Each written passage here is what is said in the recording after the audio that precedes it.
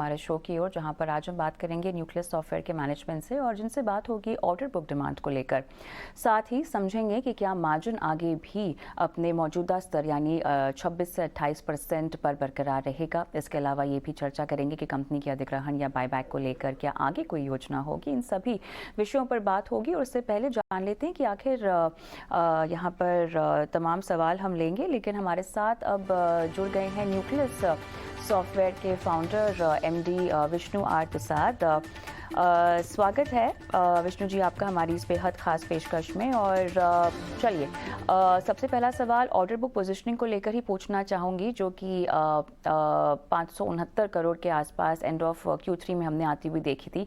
लेकिन अब अगर डिमांड और डील बुकिंग के आउटलुक के लिहाज से मुझे सवाल पूछना हो आने वाली तिमाहियों को लेकर, तो किस तरह की तस्वीर उभरती हुई आ रही है? मैं तिमाही की तस्वीर से पहले मैं आपसे थोड़ा सा बैकग्राउंड बताना चाहूँगा हमारे बिजनेस के बारे में, क्योंकि आप आपके दर्शकों को समझ में नहीं आएगा कि अचानक लगभग 40% का इजाफा कैसे हुआ है हमारी टॉप लाइन में। ये इस वजह से हुआ है कि हमारा जो बिजनेस है वो इंटेलेक्चुअल प्रॉपर्टी का बिजनेस है, अनलाइक सर्विसेज का बिजनेस, जिसमें हम पहले इन्वेस्ट करते हैं और जो इन्वेस्टमेंट जो चलती है वो कई बार सालों साल तक चलती है और उसके बाद उसकी वैल्यू आनी शुरू होती है।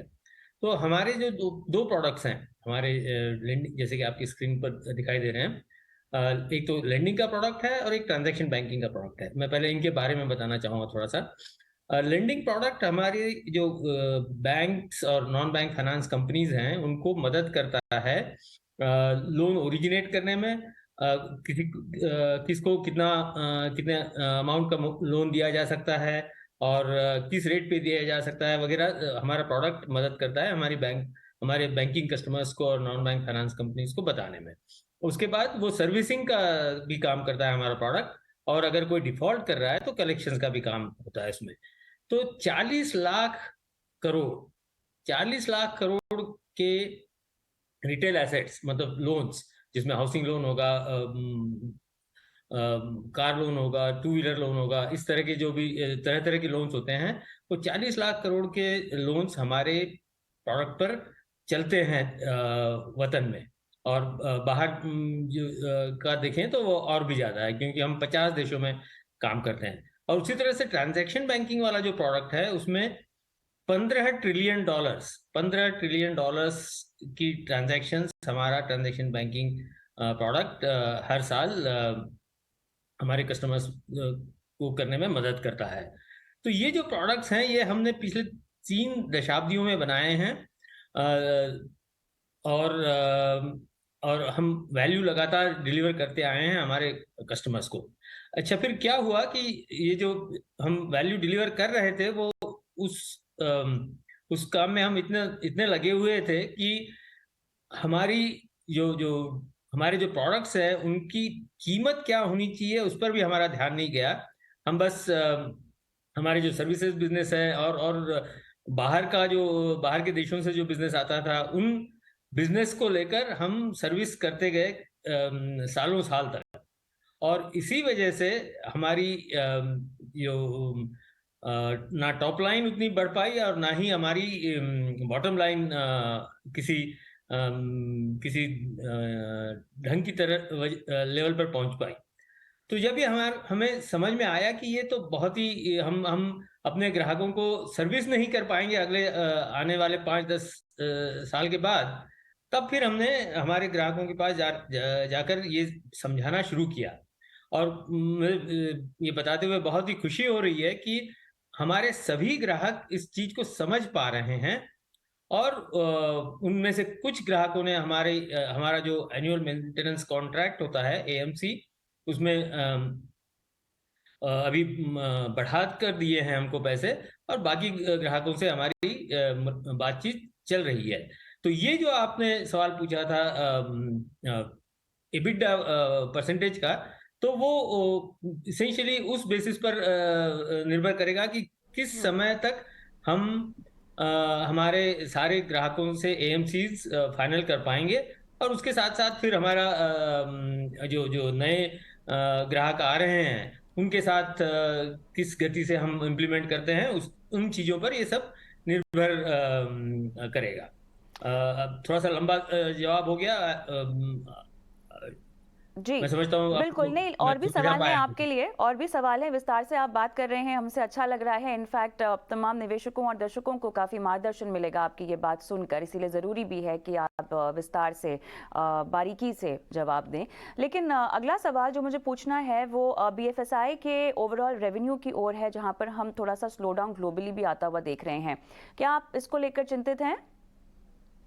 देखिए हमारे आंकड़े जो हैं इस समय वो बहुत ही मर्यादित हैं। मतलब बीएफएसआई सेक्टर में जो सर्विसेज कंपनीज हैं वो तो उनका रेवेन्यू बिलियंस ऑफ डॉलर्स में होता है। लेकिन हमारे आंकड़े तो बहुत ही मर्यादित 100 मिलियन से भी कम की रेंज में हैं। तो इसलिए अभी हमको नहीं महसूस होता कि कोई हमारे ऊपर प्रेशर आएगा। लेकिन हम बारीक नज़र रखे हुए हैं। कोई डाइवर्सिफिकेशन? जी। इसमें कोई डाइवर्सिफिकेशन की योजना इस पूरे बुके में? नहीं, अभी तो हमने जैसे मैं बता रहा था, हमने अपने प्रोडक्ट्स में बहुत ही ज़बरदस्त किस्म से इन्वेस्टमेंट की है। तो अभी हम कोशिश हमारी इसी दिशा में है कि हमारे जो भी प्रोडक्ट्स हैं, जो भी हमारे ग्राहक हैं, वो हमारा पुराना जो जो प्रोडक्ट्स हैं, हमारे लेंडिंग का प्रोडक्ट पुराना था फिनवन, उसको नए प्रोडक्ट में फिनवन नियो में कितनी जल्दी हम हमारे ग्राहकों को ला सकें। और उसी तरह से हमारा ट्रांजैक्शन बैंकिंग का प्रोडक्ट पहले हुआ करता था कैश एट विल, उन ग्राहकों को कितनी जल्दी हम हमारा नया जो प्रोडक्ट है फिनेक्शिया उसमें ला सकें। तो इसलिए अभी हमारा फोकस इन्हीं 2 चीज़ों पर रहेगा और उसी के थ्रू वो चूँकि इन्वेस्टमेंट इन प्रोडक्ट्स में इतनी हुई है कि उसी की वजह से हमारे ग्राहकों को बहुत वैल्यू एडिशन महसूस होगा। बताएं, मार्जिन्स में इम्प्रूवमेंट तो दिखाई दी है विष्णु जी, लेकिन सस्टेनेबल लेवल्स की अगर मैं बात करूं तो वो क्या हो जाएंगे? क्योंकि जो इम्प्रूवमेंट है लगभग 26 से 28% के आसपास तो देखा हुआ है आता हुआ, लेकिन अब ये कितना सस्टेन करेगा, आगे बढ़ेगा, क्या दिशा है? देखिए हम 25 साल से हम अब 28 साल हो जाएंगे, हम एक लिस्टेड एंटिटी रहे हैं।